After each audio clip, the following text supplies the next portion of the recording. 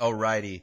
Let's go and start with lawyers turning to a life of crime, which is here somewhere. There it is. And I wrote about this yesterday a little bit in regards to Christopher Diner, who was an attorney with the California Bar, and he ended up getting arrested last Friday in Orange County, and he's being held on $1.5 million bail.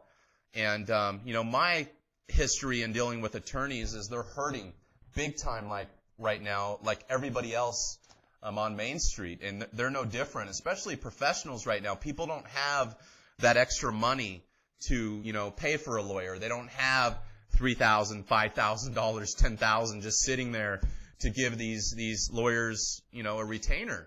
And unfortunately, because these guys got to pay their bills too, and they don't really have any other skills to pay those bills, is they're using their license to essentially steal from homeowners because they're not following through with the work that is promised, or they're making misrepresentations, or they're not operating legally during the course of their legal practices. And this is happening across the country.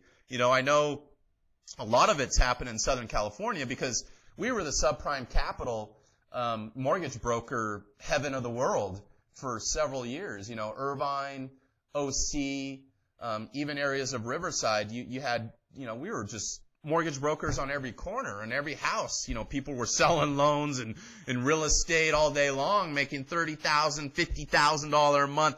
20-year-old kids driving 750 BMWs, making $30,000 a freaking loan, working on it for like 5 hours. That's what happened the last 6 years before this crisis started.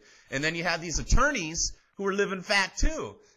Whether they worked for real estate firms or mortgage lenders, or they had their private practices where they were able, to get people $5,000, $10,000 because they'd refinance their house or put it on their credit card or do whatever. That's not happening no more. People can't, lay $5,000, $10,000 on an attorney or take money out of their house to, keep them out of jail or whatever. It's just not happening right now. And especially in divorces, which, people are actually holding off from getting divorced because they don't got no cash to pay the lawyer, and they just are either working it out amongst themselves or they're just waiting, because there's just no money to go around right now. And lawyers are no different. I don't care, if you got a legal degree and you've never been in trouble or this and that. People are turning to crime and lying and using your license and doing things like that in order to take money from homeowners is essentially theft. You're using your license and your professional designations to basically steal from and deceive from consumers.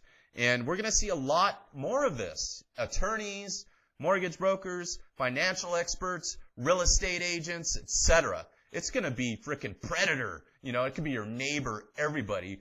Freaking churches this went on in. It's crazy. Everybody's got to be alert, and be hip to what's going on in there. Are all lawyers bad? No. Are all mortgage brokers bad?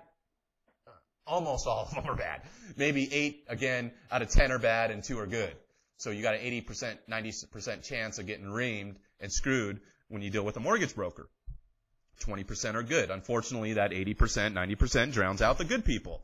But I am going to try to hook up with the good people out there and let you know who they are when I find them. And then the same thing with attorneys. Not as bad as the percentages. You're maybe 40, 50%, going to get screwed by an attorney in this day and age in 2010 if you hire one. So you got to be leery, you got to get educated, and you got to get a lot of referrals before you give anybody money if you're going to hire someone. Because we still do need them. Attorneys, at least. I don't think we need mortgage brokers. I don't even think we need real estate agents. Okay? But that's for another show.